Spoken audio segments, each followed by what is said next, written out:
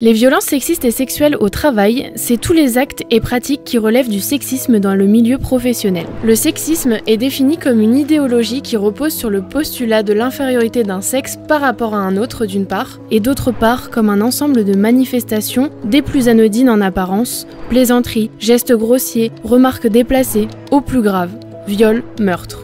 Les violences sexistes et sexuelles concernent majoritairement les femmes, mais également les hommes.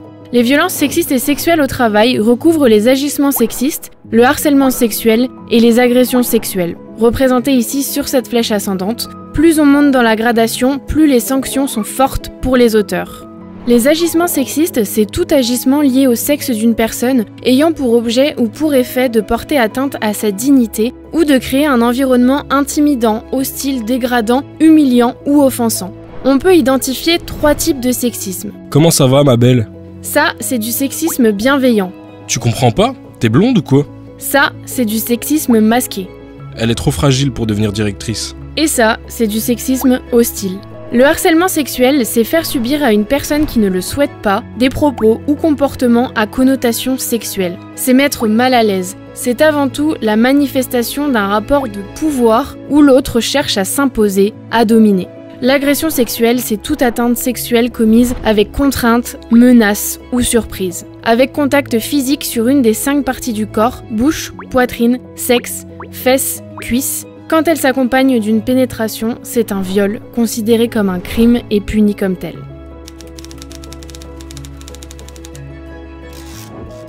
Marie portait du rose et Paul du bleu. Marie a fait de la danse et Paul du foot. Marie deviendra infirmière ou maîtresse d'école, et Paul deviendra ingénieur ou chef d'entreprise. Les stéréotypes de genre, enracinés depuis l'enfance, biaisent l'orientation et la carrière professionnelle. C'est l'un des facteurs qui peut expliquer la survenue de violences sexistes et sexuelles au travail. Certaines conditions d'emploi et de travail peuvent aussi favoriser l'exposition au risque de violences sexistes et sexuelles. Les environnements de travail peu mixtes à prédominance masculine ou féminine, comme le BTP, la petite enfance. Les conditions d'emploi précaires, comme les contrats courts ou encore les situations de mobilité, de recrutement. Les relations de travail très ou très peu hiérarchisées, pression hiérarchique.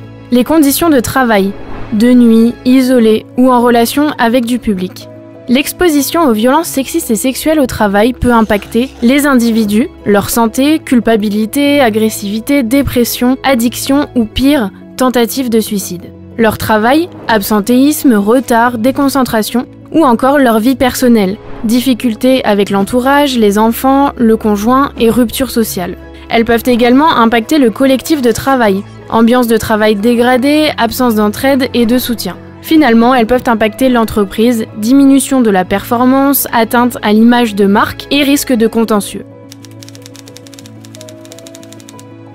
Il existe 3 niveaux d'action pour lutter contre les violences sexistes et sexuelles au travail. Agir en amont des risques d'agissements sexistes, de harcèlement sexuel et d'agression sexuelle par des mesures collectives et organisationnelles. Intégration des risques dans le DUERP, le document unique d'évaluation des risques professionnels, mise en place d'espaces de discussion, travaux sur la mixité, etc. Concevoir et mettre en place des sessions de formation et de sensibilisation des acteurs de l'entreprise au sexisme au travail. Campagne d'affichage sur les agissements sexistes, formation des managers.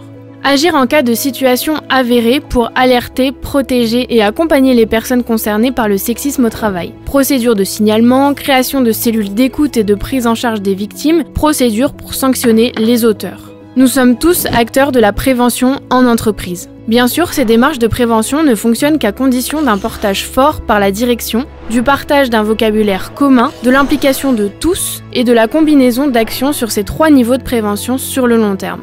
Pour en savoir plus sur les violences sexistes et sexuelles au travail et quelles en sont les causes, rendez-vous sur le site Eureka BFC.